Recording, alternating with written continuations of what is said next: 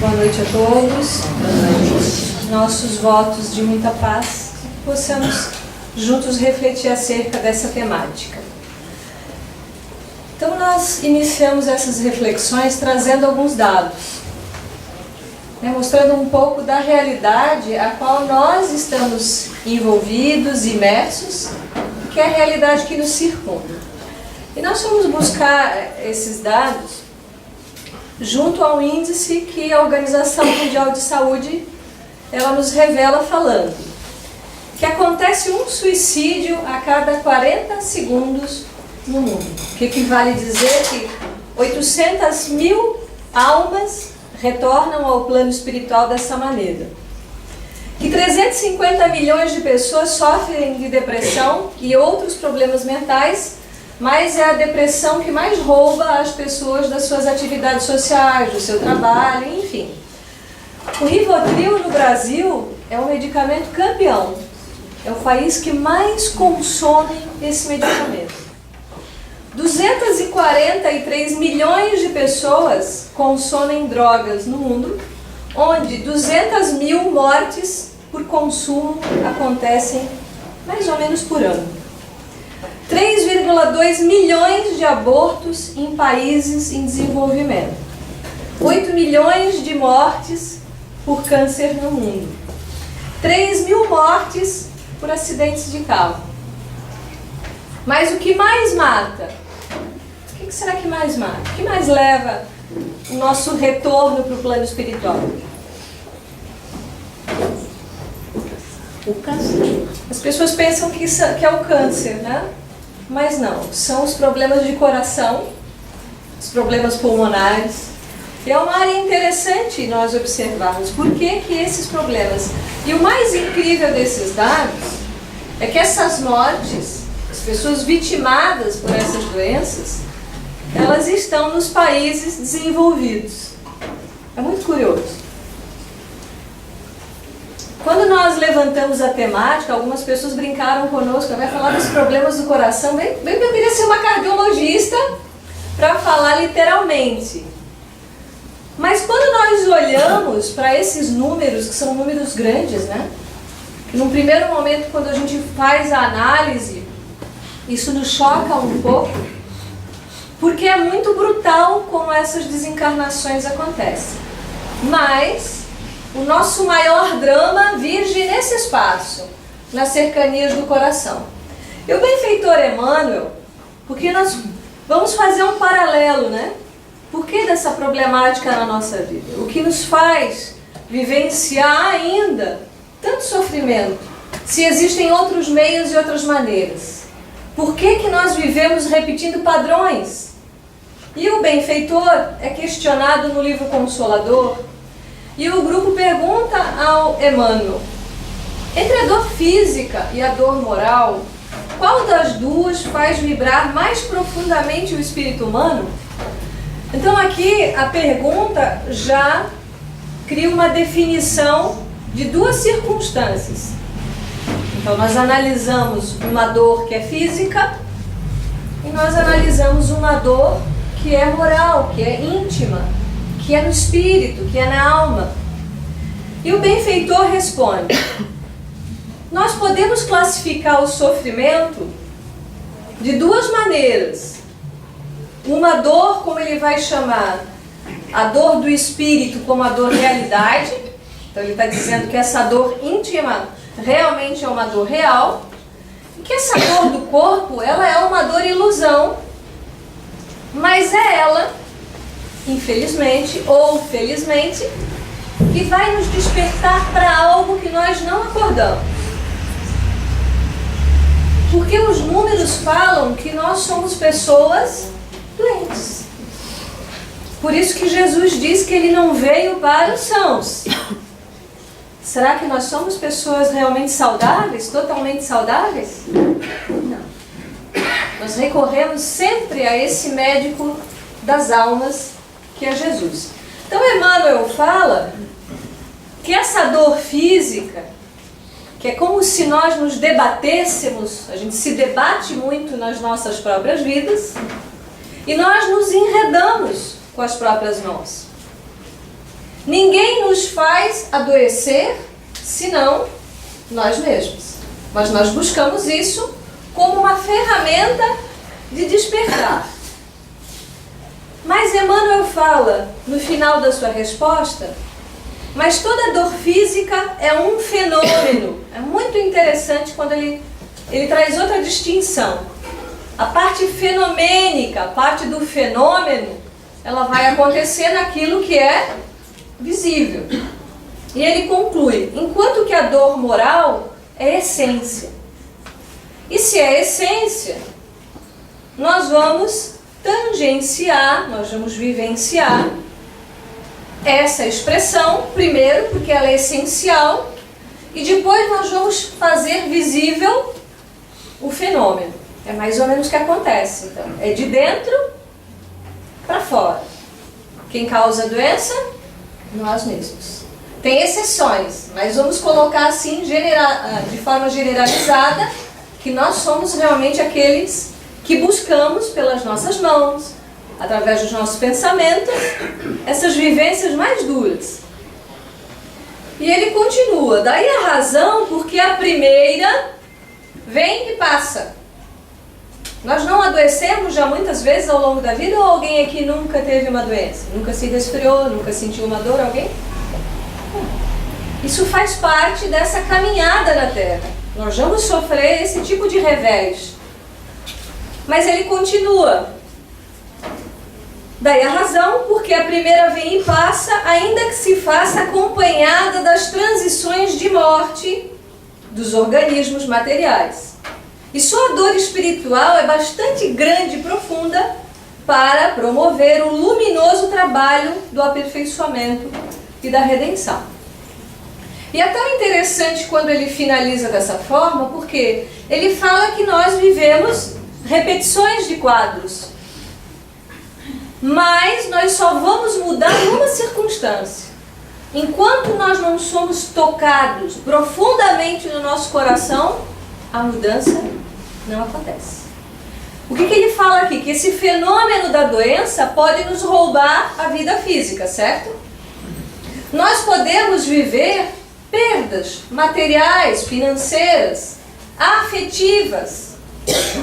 Mas quando a coisa vai pela área do afeto, pelos laços, quando a gente é tocado mais profundamente, é aí que nós mudamos. Caso contrário, a gente adoece muitas vezes, perde muitas coisas, vivencia repetidamente algumas experiências e ainda nós achamos que a matemática da vida está equivocada com a gente. Porque a gente pergunta, muitas vezes, por que eu? E nós muitas vezes não conseguimos fazer análise de que aquilo que nós vivemos é fruto do que nós estamos construindo a cada pensamento, a cada emoção, a cada palavra e a cada ação que nós produzimos para fora. E o benfeitor diz, podemos passar pelos desafios, mas com o conhecimento da vida real, esses desafios se tornam suportáveis. Mortes, perdas de pessoas amadas, flagelos, reveses de toda ordem, guerras, decepções. Mas ele fala que é preciso nós conhecermos algo mais profundo do que aquilo que nós habitualmente vivenciamos no nosso cotidiano. A gente vive ainda de uma forma como se nós nunca fôssemos desencarnar, às vezes dá até medo de pensar que vai morrer. Refletimos pouco naquilo que somos, essencialmente, e refletimos menos ainda em como tudo é transitório, como tudo é breve, como tudo é rápido, e como tudo é um empréstimo nesse mundo. E nós fomos buscar no livro Fonte Viva uma nota, porque nós estamos falando dessa problemática no coração. Não só dos problemas físicos. É a doença que mais nos rouba da vida terrena. E muitas vezes de forma muito rápida, muito cedo. A gente vê os problemas cardíacos hoje, presente nas mulheres, que era uma coisa incomum até um tempo atrás, e cada vez acontecendo mais cedo. Jesus faz menção ao coração E muitas vezes, quando ele quer trazer um apontamento mais profundo, ele não está falando de uma geografia biológica, ele não está apontando para o músculo cardíaco, mas ele está falando de uma dimensão dentro de nós, regida basicamente pelos nossos sentimentos. Mas lógico que aquilo que eu sinto vai se tornar um fenômeno físico, como o benfeitor explicou. Então, há uma nota aqui de Emmanuel, ele vai falar problemas do amor. Aonde residem esses problemas? Aonde nós começamos muitas vezes a nos complicar. E ele cita o apóstolo Paulo.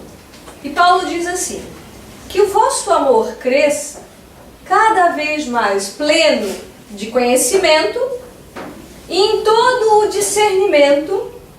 O amor é a força divina do universo.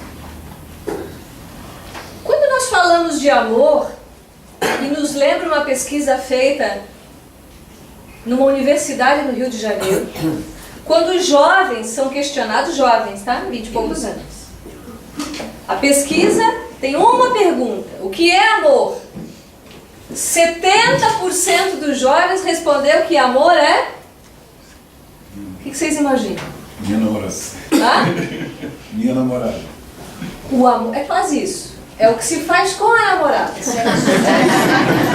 Eles disseram que amor é se relacionar sexualmente. 70%. Mas será que é só isso? Porque isso é uma expressão de amor. Lógico, ela também é divina. Nós já outras vezes tivemos a oportunidade de refletirmos aqui sobre a divindade da sexualidade nas nossas vidas. Senão a gente não estaria aqui, certo? De onde nós viemos? Senão de uma união entre dois. E isso é divino, uma reencarnação é algo maravilhoso. Uma ação sexual é divina. Mas dizer que amor é só isso. Então, quem não tem ação sexual não faz parte dos roles daqueles que amam. Um celibatário, um renunciante, não, muitas vezes amam muito mais do que aquele que tem a sua atividade sexual plena. Então, Paulo atenta para duas coisas. Nós devemos conhecer o amor. Como se conhece o amor? Porque eu fico pensando, quando eu estudo, mas como que a gente conhece o amor? No processo do conhecimento, há duas circunstâncias. Há um sujeito e há aquele objeto, cognoscível, é aquilo que eu vou conhecer. Então eu estou de um lado e o amor está do outro, ou o amor está onde? Se não em nós. Quando João diz que Deus é amor, e se nós somos filhos de Deus, de alguma maneira esse amor já está dentro de nós. Então muitas vezes quando a gente nomeia, eu não sei o que é amor, eu não sei o que é amar, no fundo nós sabemos. Só que muitas vezes nós relacionamos, ou melhor, deixamos que esse amor se encubra no orgulho, no egoísmo. Mas ele está dentro de todos nós. É só uma questão de tempo. E o benfeitor Emmanuel vai criar então uma análise. Então ele fala, Paulo, de conhecimento e de discernimento. E Emmanuel então ele vai fazer uma dissertação. Eu trouxe alguns trechos para a gente refletir juntos. É imprescindível, porém, muita vigilância para que não a desviemos na sua justa aplicação. Ou seja, a gente volta para a pesquisa dos jovens universitários. Como se aplica o amor? Emmanuel fala, a gente tem que prestar atenção em como nós aplicamos isso. Porque muitas vezes nós aplicamos o melhor de nós nas coisas piores. Nós direcionamos a nossa energia mais potente em coisas ruins. E muitas vezes cultivar hábitos que nós sabemos que não são saudáveis, mas a gente continua. Quando um homem se devota, Emmanuel vai falar dos problemas do coração agora. Quando um homem se devota de maneira absoluta aos seus cofres perecíveis, essa energia no coração dele se denomina avareza. Então ele fala que nós vamos canalizando essa energia que deveria ter um fim útil para um comportamento nocivo. Quanto mais eu me apego, quanto mais eu fecho as mãos, essa energia do meu coração tem esse nome, eu me torno uma pessoa avarenta. Isso é um grave problema, isso adoece muito. Depois nós reclamamos por que teve um infarte, por que está com uma desritmia. Segue o benfeitor.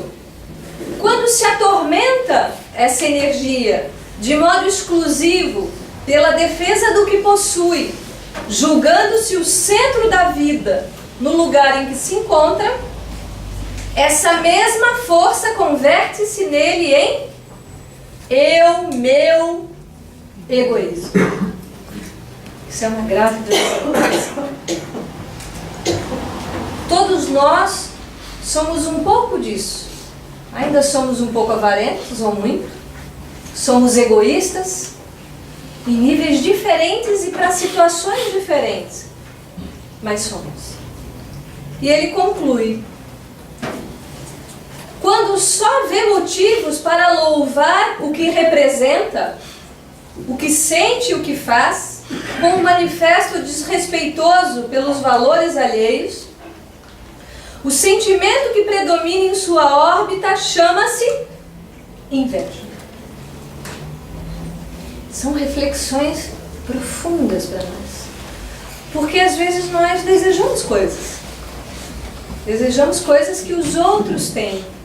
Muitos ditados reforçam o comportamento quando a gente escuta: a grama do vizinho é mais verde.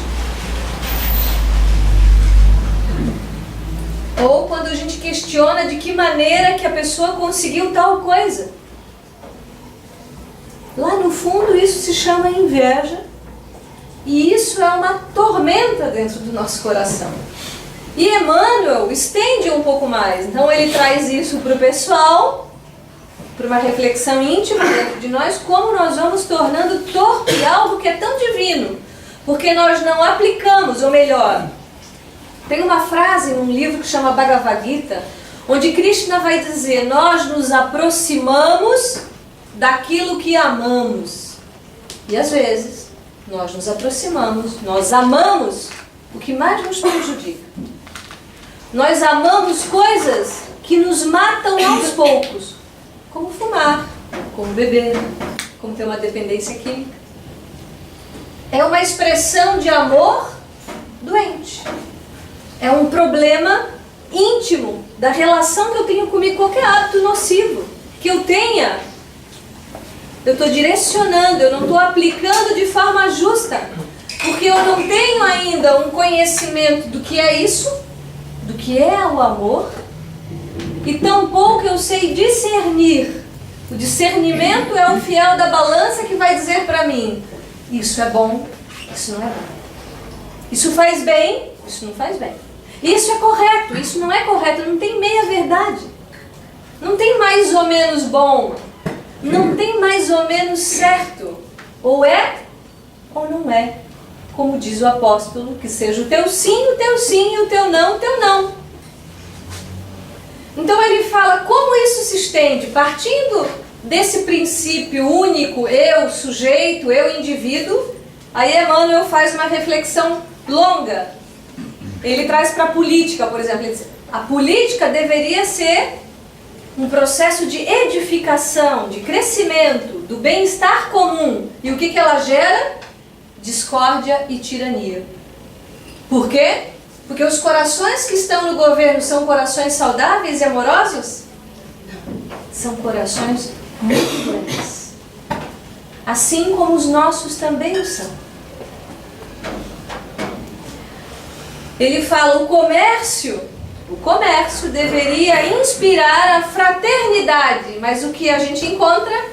Ambição e egoísmo, e a gente é sempre excitado a competir. Alguém sempre tem que estar abaixo de mim e alguém tem que estar sempre acima de mim. E eu vivo numa montanha russa de comparação e julgamento, porque sempre que eu me acho melhor, alguém está abaixo.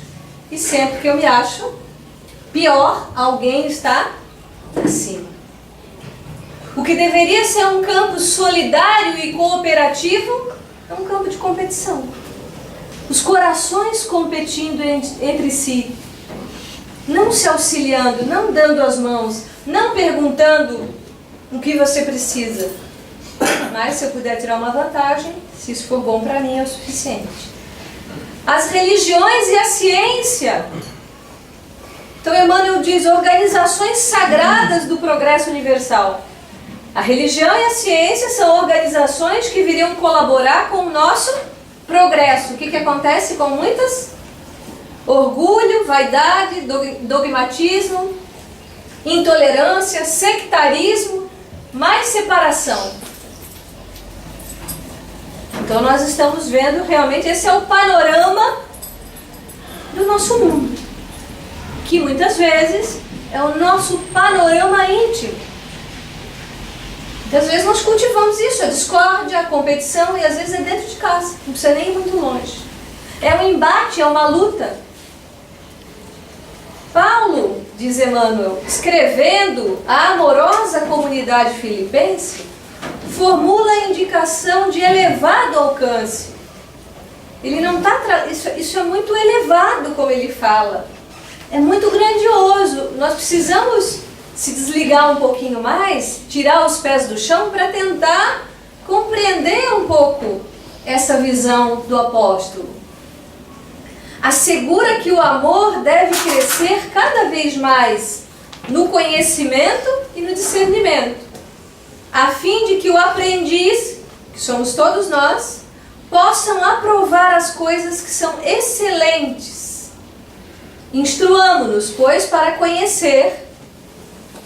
Ele está falando que a gente precisa instruir-se, precisa estudar. Porque esse é o fiel da balança. Se eu não tenho essa instrução básica, se eu desconheço as leis divinas, o que me rege, vai ser difícil aplicar o amor de forma justa. E ele diz que através desse processo de educação, eu consigo ter discernimento e realmente compreender a amplitude do amor.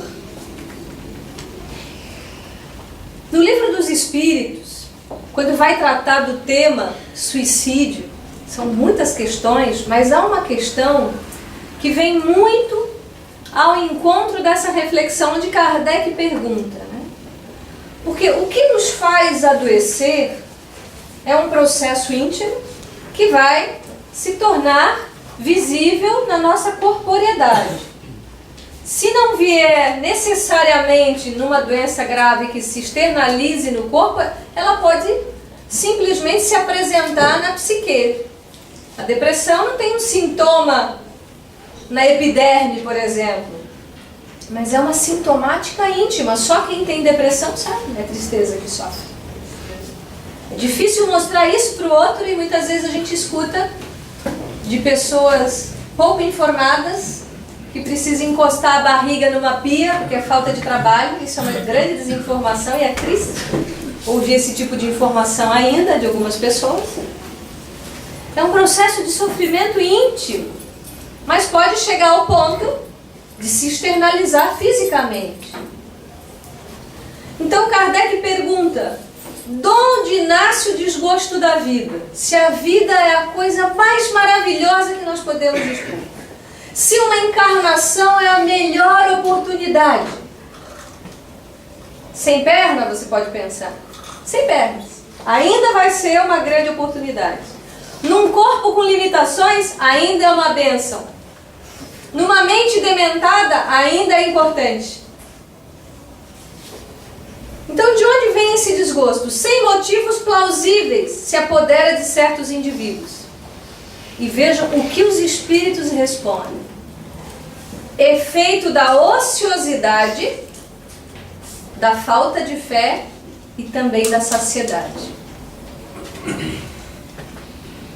Ociosidade. Uma das leis que nos vige na vida é a lei de trabalho. Porque se nós pensamos numa estrutura de um vegetal, a partir da semente, a semente não tem trabalho para se romper? para enraizar-se, para brotar, para crescer. Isso é trabalho. Um animal não tem um trabalho de crescer? Tem. Estruturar mesmo essa estrutura rudimentar de toda a sua sistemática biológica, isso não dá trabalho?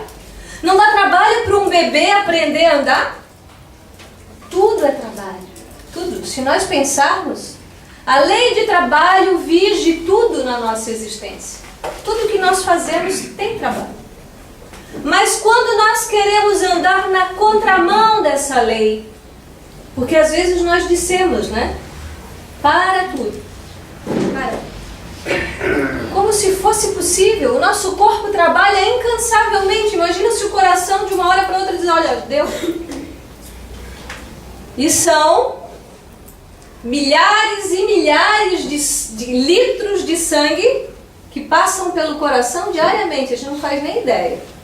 São milhares de toneladas de sangue que o coração bombeia todo dia. Milhares de toneladas.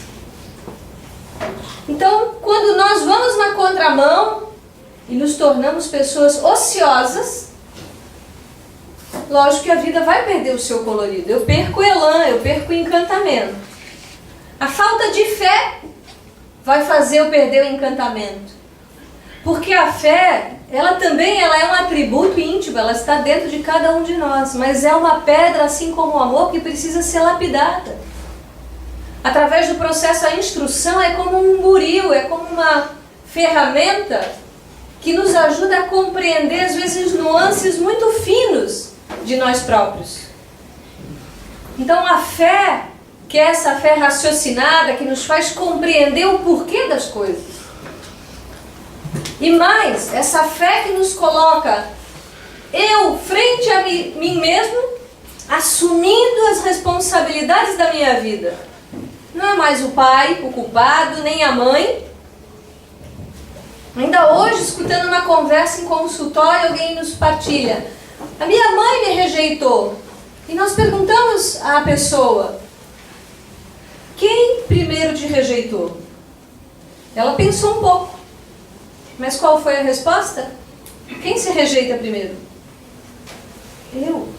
E essa alma que se rejeita, muitas vezes vai buscar uma experiência que vai ou fortalecer esse paradigma, ou vai ser a libertação. Ninguém te rejeita a não ser você. Ninguém tem o poder de nos rejeitar, a não ser que a gente permita. Ninguém tem o poder de nos rebaixar, a não ser que a gente permita. Quando Jesus diz que há um tesouro guardado no nosso coração, esse tesouro tem muito a ver com essa responsabilidade, com essa vontade inabalável que eu assumo frente à minha própria existência. Ninguém é culpado, ninguém me rejeita. Então a fé é algo que nos demove da situação de vítima. Eu sou responsável. Eu não estou só. Eu estou apoiado em leis que regem a ordem da minha existência. E o último item, quando os benfeitores dizem a saciedade, é o que muitas vezes nós vemos aqui na nossa cidade. Pessoas que têm inteligência, têm uma cobertura, têm uma conta com muito dinheiro, têm um carro importado, são jovens e bonitos e se jogam nos prédios. Está faltando alguma coisa? Não, tem excesso. Se saciar demais. Acho que todos nós já passamos pela experiência de que às vezes a comida é tão boa que a gente exagera. Certo? E qual é a sensação? É mal-estar. Porque tudo tem um limite na vida. Então esse excesso também faz com que a vida perca o colorido. Eu tenho tudo que eu quero, eu tenho tudo que eu preciso. Mas esquece de olhar para o essencial. Então até aqui, e finalizando essa primeira parte, que ela está um pouco trágica, né? No livro Céu e Inferno, para que a gente possa entender essa dinâmica, como nós vamos criando essa realidade, como nós vamos nos tornando pessoas doentes. Nós vamos nos tornando criaturas mais doentes do que nós já somos, mas buscando pelas próprias mãos. Mas aqui nós já vamos ver uma luz trazida por Kardec no livro Céu e Inferno, capítulo 7, item 19. Nem há, ele diz, espírito incapaz de nunca progredir. Vamos respirar profundo. Então, todos nós, não existe espírito incapaz de progredir. Então, aí nós já mudamos um pouco a perspectiva. Mesmo aquele que é reticente, mesmo aquele que é recorrente, vai progredir. Nem há espírito incapaz de nunca progredir, votado à eterna inferioridade, o que seria a negação da lei de progresso, que providencialmente rege todas as criaturas. Mesmo que nós insistamos em ficar na ociosidade, mesmo que a gente se deforme, mesmo que a gente se corrompa, não tem como. Porque Deus é bom. Ele é tão bom que Ele já planejou essa lei. Para ninguém se perder e ficar para trás, por mais inferior que seja. Porque quando nós vemos uma situação como essa morte desse jovem há pouco que aconteceu na nossa cidade, e nós vemos um manifesto na frente de uma delegacia, lógico que eu gostaria de saber que nenhum de nós estivesse lá na frente. Porque se algo ruim ainda acontece na humanidade, de alguma maneira eu também estou envolvida nisso. Mesmo aquela situação, mesmo aquele jovem, ele está dentro dessa lei de progresso. Muitas vezes nós não pensamos que nós somos responsáveis pela violência que existe, pelo mal que ainda acontece, porque nós ainda anelamos dentro do nosso coração, como nós já falamos, comportamentos que são nocivos. E essas energias que circulam, uma hora alguém vai atrair e materializar algo muito feio. E isso começa naqueles pensamentos que nós achamos que não tem importância nenhuma. E quando nós, na oposição, pensamos o bem, falamos o bem, e às vezes como é difícil controlar a língua, de não falar mal das pessoas, por exemplo, de não tecer uma crítica, de não apontar os dedos. Mas, no entanto, a gente controla e nós produzimos para o bem, e isso também pode se materializar em algum lugar. E Kardec finaliza: Deus não é inexorável, deixando sempre viável o caminho da redenção. Então Deus está sempre oportunizando para nós. Tem caminhos e caminhos ao nosso redor, só que nós não vemos que às vezes aquela situação que eu nego fazer, que eu nego viver, é um caminho de redenção. Geralmente a gente quer um caminho asfaltado e uma Ferrari. Quando a gente vê o caminho mais íngreme e o fusquinha, às vezes está a redenção tá ali. De repente a gente se surpreende. Nem sempre o caminho mais confortável é o mais adequado. Agora nós vamos para o outro lado. Se através desses comportamentos eu provoco uma problemática no mundo, partindo daquelas pesquisas que nós nominamos inicialmente, o que eu posso fazer para reverter esse quadro? Onde isso começa? Aí nós vamos buscar algumas pesquisas também. Então aqui no Brasil, no Hospital Albert Einstein, há um médico que chama Dr. Paulo de Tarso de Lima, não sei se é espírita. Quando ele trata os seus pacientes, e alguns pacientes inclusive terminais, ele faz a listagem do medicamento na receita na parte da frente. E ele pergunta para o seu paciente: qual é a sua crença? Qual é a sua fé?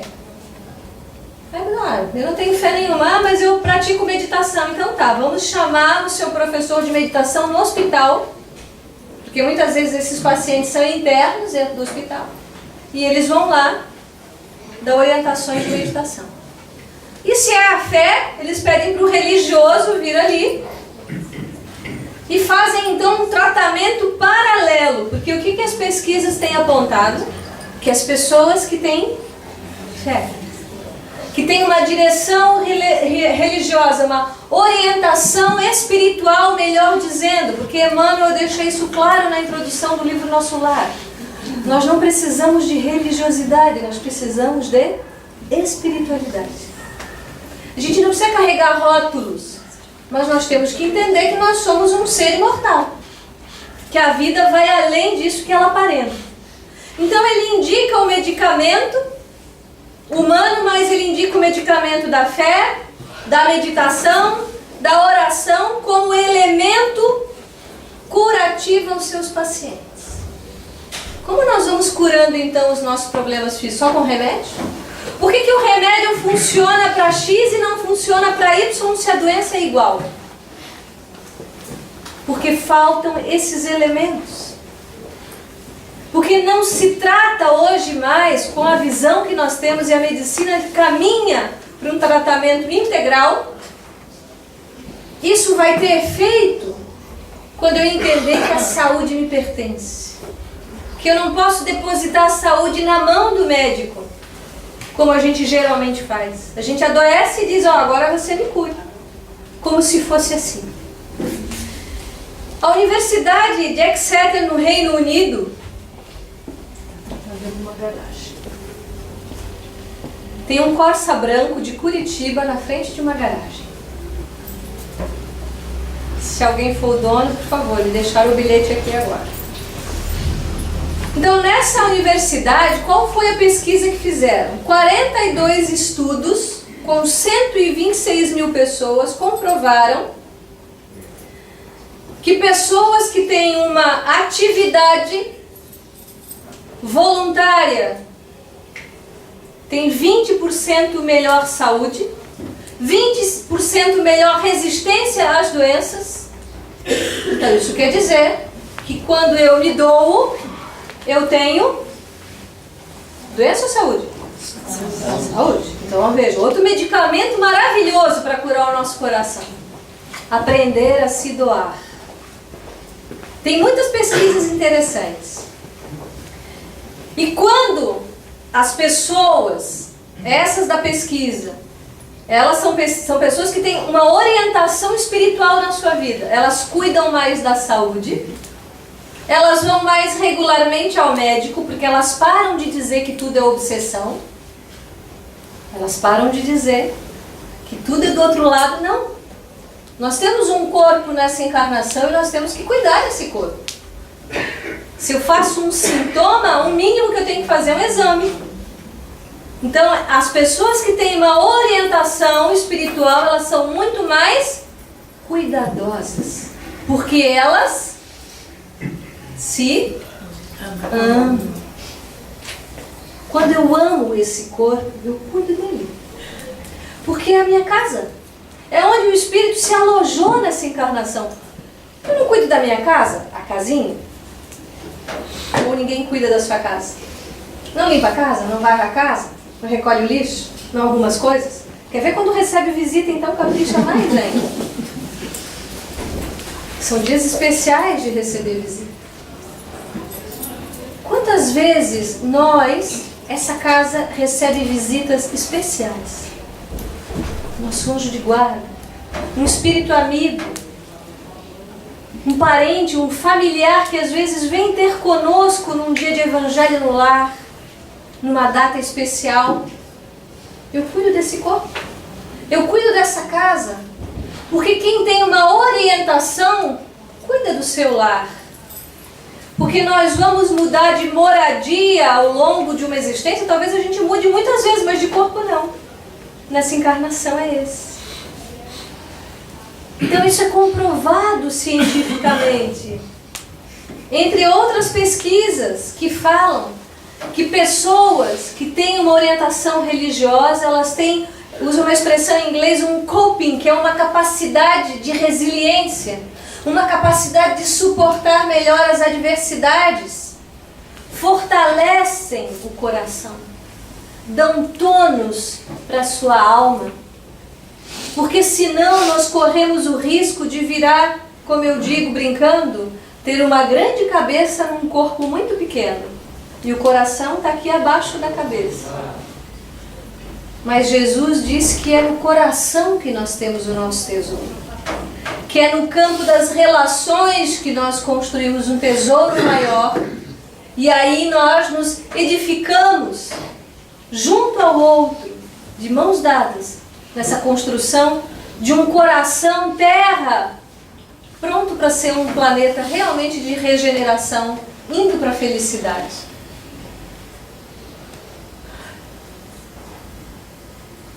E para que a gente finalize essa reflexão, nós temos um outro dado importante.